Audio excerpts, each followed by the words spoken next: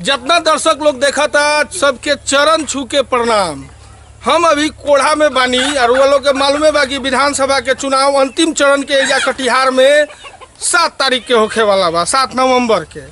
लेकिन आज हम आइल बानी कुछ भोजपुरिया लोग के बीच में। रुआ कहो तो एगो सुनले होखन बिहार में का बा, तो हम ये बुजुर्ग लोग से पूछम कि बिहार में ये लोग का छोड़ देले बा।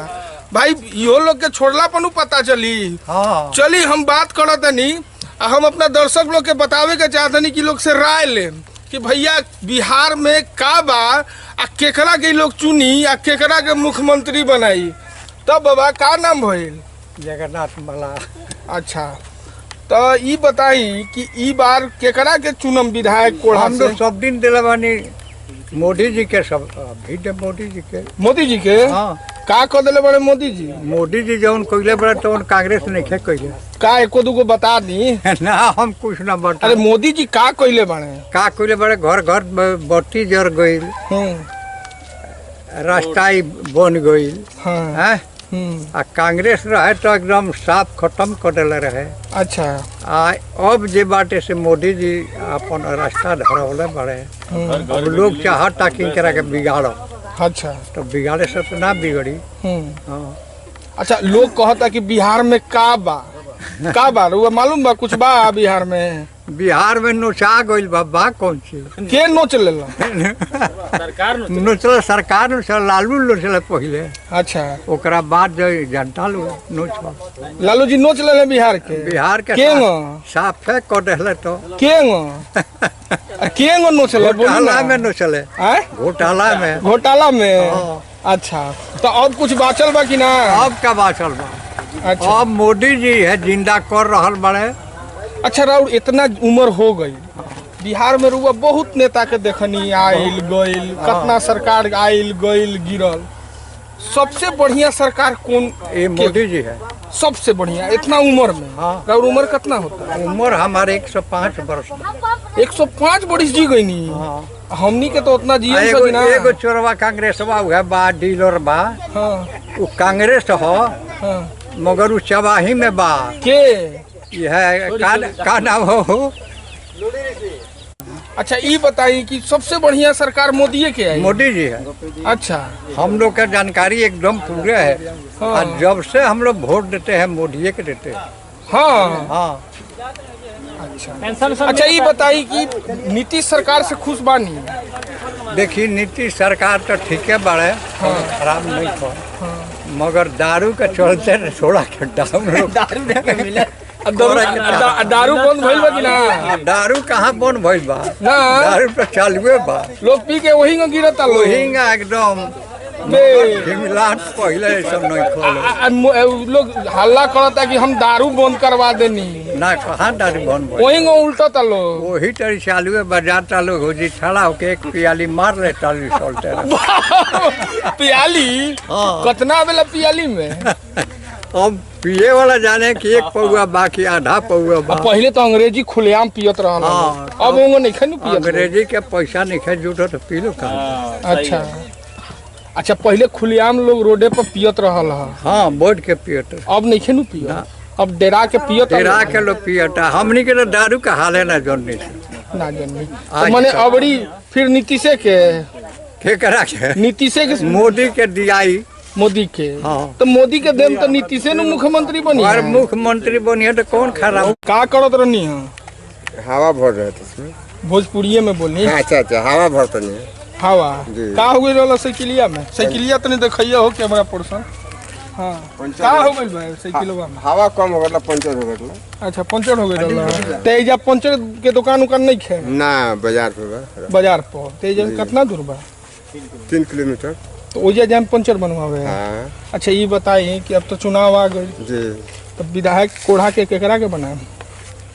कोढ़ा के विधायक के बने? महेश पासवान बने। महेश पासवान जी। का है? फूल छाप के जो अथी है हम लोग दे देंगे। फूल छाप के का देख के देवे? नहीं, फूल छाप के जो बहुते करते जा रहे हैं खेती बाड़ी में, दहल फ्यूल चाहे राशन पताई और पैसा कौड़ी भी, यही सब का।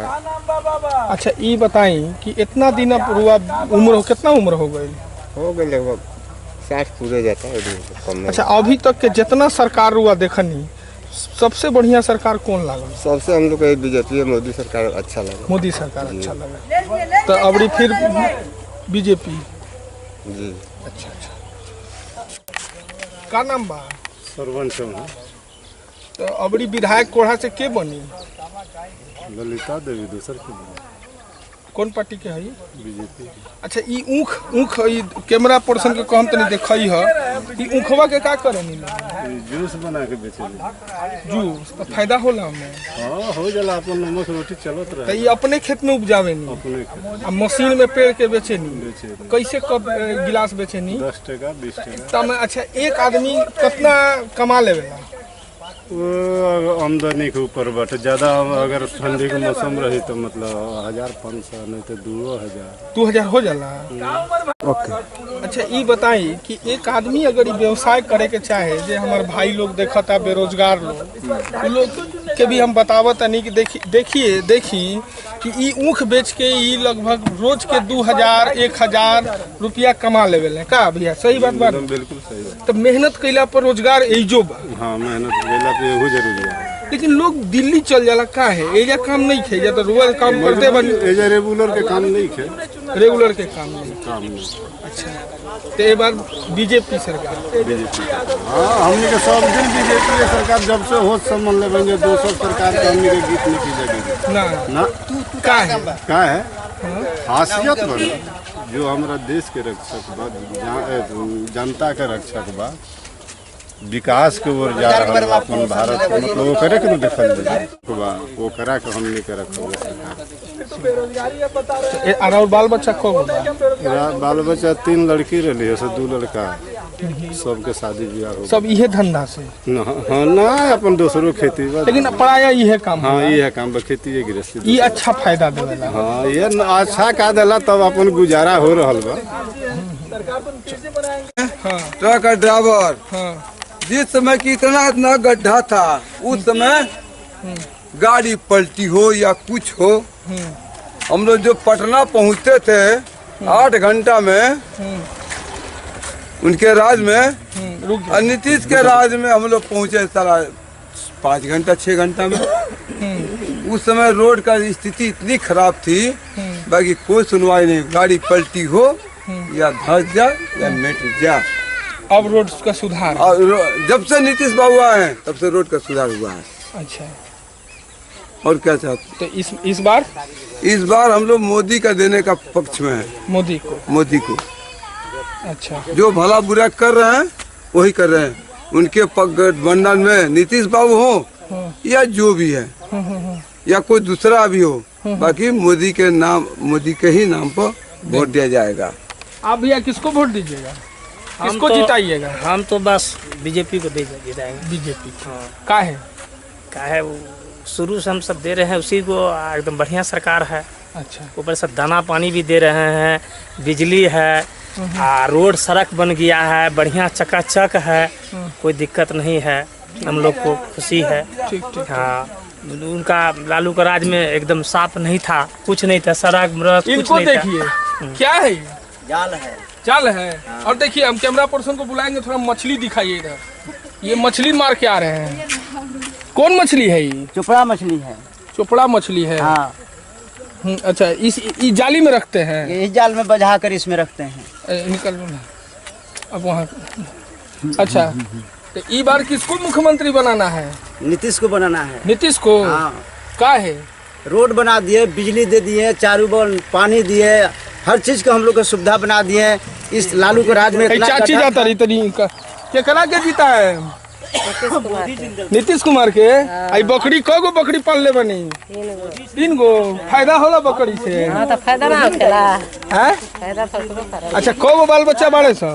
5 गो। कमा के खियाओ तारे से कि ना? हाँ, कमा के खियाए तो क्या खियाई? तई बकरी काहे चढ़ावत तनी? आ करल जाए, कौन काम करल जाए बैठलो बैठा? अच्छा, तो कुछ ना कुछ होके के चाहिए। हाँ। अच्छा, तो अबरी नीतीश कुमार हाँ। क्या लेके जा रहे हैं? दही का बर्तन है, दही पहुंचाने गए थे। दही पहुंचाने जाते, फायदा होता है दही में? हाँ होता है। लोग कहता है बिहार में कुछ नहीं किया, नहीं है, बहुत कुछ है। अपने से अगर करना चाहे तो बहुत कुछ। बहुत कुछ है, मेहनत करने वाला कभी भूखा नहीं मरता है। भूखा नहीं मरता है। क्या नाम हुआ आपका? टुनटुन यादव। इस बार किसकी सरकार? ये तो नहीं बता सकते हैं कि मोदी है कि लालू है कि बता नहीं सकते, दोनों में नहीं, टक्कर आप है। अपना बताइए, दूसरे का छोड़ दीजिए। आपको कौन अच्छा लगता है? जो दिल, देखिए दिल की बात। सरकार जी मोदी सरकार अच्छा लगता है। मोदी सरकार। इस बार फिर नीतीश कुमार और नीतीश कुमार। लेकिन एक चीज बताइए, लोग कहता है कि बिहार में बेरोजगारी है, लेकिन आप दही अपने घर में जमाते हैं, पहले अपने घर में जमाते हैं। जो मेहनत करता है उसके लिए रोजगार है, बढ़िया है। मेहनत करने वाले कभी भूखा नहीं मरता है। बिहार में है, बिहार में सक्सेस कर रहा है। अच्छा ये बताइए, दही आप अपने घर में जमाते हैं? हाँ अपने घर में जमाते हैं। दूध कैसे लेते हैं? दूध 50 रुपये लीटर लेते हैं। 50 रुपया लीटर। दही कैसे बेचते हैं? 90-100। तो 1 किलो दूध में कितना दही होगा? 1 किलो दूध में जो कि 800 ग्राम दही होगा। 800 ग्राम। तो कैसे बताया दही का नाम? 90 रुपये। 90 रुपया। दूध कैसे बताया? 50 रुपया। 50 रुपया। 40 रुपये। तो फायदा कितना हुआ 1 किलो में? फायदा मान के लिए वही 25 रुपया किलो में बचत है। तो एक दिन में कितना बेच लेते हैं? ये तो पेंशन की बात है, जो पेंशन हो गया नहीं हो, जितना मोटा पेंशन हो मोटी, गया। मोटा हाँ, कभी कल 5 कुंटल भी खपत करते हैं। 5 कुंटल दही? हाँ कभी कल हो सकता है कि 25-40 किलो भी खपत होते हैं, कभी 20 किलो भी होते हैं। नहीं, मोटा मोटी मैंने इतना कमा लेते हैं कि घर द्वार अपना अच्छा से चला लें। मंथली 20,000 रुपये कमा लेते हैं। 20,000 रुपया घर बैठे सारा काम करके, घर परिवार खेती बाड़ी करके। मेरा दिखाने का मतलब बस यही था, जब हम भोजपुरी में बोला था नहीं कि हमारा दिखावे के मतलब बस यही बा कि लोग कहता है कि बिहार में कुछ नहीं खेले। बिहार में बहुत कुछ बा यार, करे के सिर्फ हौसला होके के चाहिए। हम 2-3 आदमी के रुआ के देखनी है, दही वालू जी जाता रहे, इनका के देखनी है, कहले अनु कि 20,000 रुपया महीना कमाते हैं। काहे ना कमाई, हर जगह रोजगार बा। रुआ कोई भी स्टेट के देख ली जो बहुत अग्रणी बा, जैसे केरला भइल, कर्नाटका भइल, वहाँ के लोग आपन रोजगार ढूंढता। हमरा कहे के मत देखिए, हमरा के बहुत कमेंट लिख देम, गाली वाली लिख देम, हमरा कोई फर्क ना पड़ेला। लेकिन एक चीज हम बतावे के चाहतनी कि करे के अगर ललक बानू तो रुआ घरों में काम बा, लेकिन लोग के अच्छा ना लगेला। लोग बाहर जाए के बड़ा पसंद करेला कि भाई ओइजा जाएम नू तो दिन भर अपन हिलाएम, काम हेले ओने करम आ शाम में आ जाएम ना। रुआ ये जो रोजगार बा, है देखी पूरा गांव जे बा, हम कैमरा पर्सन के बोलम दिखाई, एजा के लोग प्राय ईख उपजा के ईख के रस के बेचेला और अच्छा कमाला। कुछ लोग रुआ के बताओ तनी, रुआ देखी ईख के जूम करके दिखाइए। ईख को हम अंजन जी को कहेंगे कि ईख की खेती को जूम करके दिखाइए। एजा के लोग ईख खुद उपजावता और उपजा के आपन रस बेचता। और रुआ के अभी एजा के लोग कहबो कैलक ह कि लगभग दिन के 1,000 से 2,000 रुपया कमाला। जूम कम कर देना। कहे के मतलब है कि एजा के हम चुनावी चर्चो कर नहीं और कुछ ऐसा चीज देखनी है जरा लेके कुछ सीख मिल सकता। भले रहुआ कमेंट में गाली लिखी, कोई फर्क नहीं पड़त, क्योंकि सच्चाई बा, एकरा के हम और रहुआ जूझला नहीं खी सकत।